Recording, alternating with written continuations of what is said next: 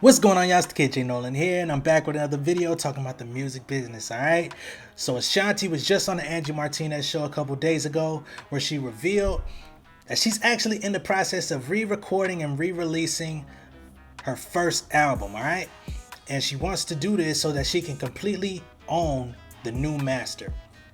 Shortly after she announced it, Irv Gotti found his way into Angie Martinez's comments and basically had some choice words to say about Ashanti. All right, so let's get into it. So Irv Gotti says that he still owns, or AKA Murder Inc. still owns, the masters to Ashanti's old music. He also stated that he produced a great majority of those records, so he also gets a healthy portion of the publishing from that music. He did say that under the cover laws, she's entitled to doing this, but he definitely feels slighted about the fact that he will no longer reap any financial benefits from the upcoming release. So for those of y'all that pay attention to the music business a little bit, you'll know that Ashanti's not the first person to do this. Taylor Swift famously has been doing that over the last couple years. JoJo went back and re-recorded her catalog at one point. Cameron actually did an interview about a year ago on Drink Champs where he said he's in the process of doing the same thing with the music that he released on Def Jam because they refused to negotiate with him. And basically there's a clause in his contract that says that those masters should come back to him after a certain amount of years that it doesn't seem like they're trying to honor. So over the course of the past 5 to 10 years, we've heard a lot of artists talking about their masters. New artists are becoming a lot more vocal about wanting to retain ownership of their masters, and it's a lot more common to hear these terms being used. But I'm quite sure to the casual music fans, y'all really don't know what that means. Now, Irv Gotti also talked about the publishing side of it. I won't go into that, but if you want to check out my Snoop Dogg video that I did recently, I talk about how he's not getting publishing from his music on Death Row, and I also broke down what music publishing is and why it's important. So after you watch this, go back and watch my Snoop video, and you'll get caught up to date as to why the publishing is important. But in simplest terms, your master is your sound recording, the original sound recording of the music. So when we press play and we hear that music playing, we're listening to the master or a duplicated version of the master, right? And whoever owns the master basically can dictate how that music gets used. So basically, if a company reaches out and they say they want to play that song in a commercial, a TV show, a movie, an advertisement of any sort, you have to get clearance from the master owner. They have to sign off on that and say you have permission to use this the way that you say within the paperwork. The owner of the master also receives mechanical royalties anytime that music is duplicated, sold, streamed, etc. All right, so when the money starts generating off of that master, because it gets back in the days it used to get pressed up on CD, get pressed up on tapes, vinyls, those are mechanical, you know what I'm saying? So you receive money when those go out, they sell. Normally the label owns that, but since Ashanti has started her own company and she's re-recording this music and re-releasing it under her own company, she will now get all of that money and distribute it accordingly to whoever's contributing to the project. So she's cutting out the middleman. She's cutting out Irv Gotti. He's mad about it, but I mean, it's like 20 years later, man.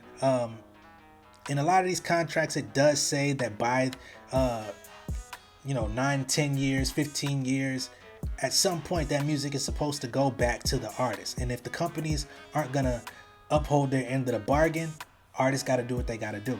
And Ashanti's in a good position to do so because she has over 6 million followers on Instagram. She has over 2 million followers on Twitter. She's got another 840 plus subscribers on her YouTube channel. So she's got close to 10 million fans, or 10 million people that are actively watching what she's doing. So really, if she can get anywhere between 10 to 20% of those people to continue to support her and to support the new version of her album, she's gonna be just fine, you know what I'm saying? And I'm sure more people will trickle down. I think the interesting part of it is how this is gonna sound, because Irv Gotti is also the original producer of a lot of that music. He's being cut out. She's gonna have to recreate it, so she's gonna have to find a producer to remake those beats in that production.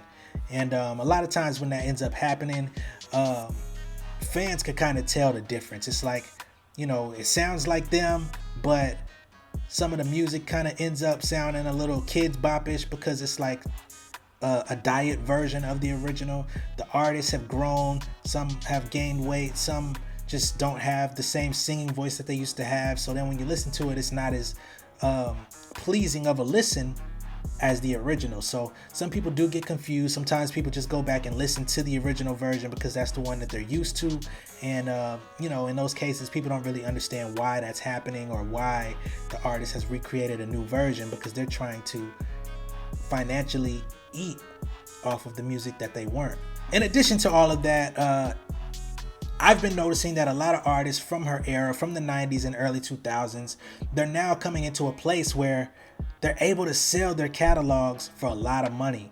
I've seen Timbaland, I've seen No ID, I've seen a lot of artists and a lot of producers over the course of the last 2 years that have sold their catalogs to different companies for upwards of 50 million, 100 million, 200 million dollars. You know what I'm saying? And for an artist like Ashanti, she probably feels like her payday is going to be coming up at any time now. So she's basically trying to get her ducks in a row so that when a company does approach her for those rights, she can give them the new masters of her music and say, hey, I don't have that old stuff, but I did recreate them. It sounds great. We can still move forward with these versions, and let's get this money. You know what I'm saying? So all in all, it's a very smart move. Like I said, Cameron's been talking about this. He said he sat down with other artists about doing the exact same thing. To me, I'm all about rewriting what the music industry, the music business is supposed to be. I think that the days of taking advantage of artists, taking all their money, taking all their rights, and just disregarding them when they're out of the limelight, those days are slowly changing. I don't see this being an overnight fix for the industry, but I do think that artists that still have some life in them, that still have a fan base, that still want to maneuver and have a career going into their old age, this is definitely an option that's becoming a lot more lucrative. It's becoming a lot more possible in today's age. I mean, just think about how many producers are on YouTube right now that can remake any beat that they hear within minutes of the album dropping. You can hire some of those guys, pay them, you know, way less than you would have to pay somebody that's in the industry, recreate your whole album, put it out, and there you have it. You know what I'm saying? So I support this, man. Irv Gotti's been eating off of that music for 20 years.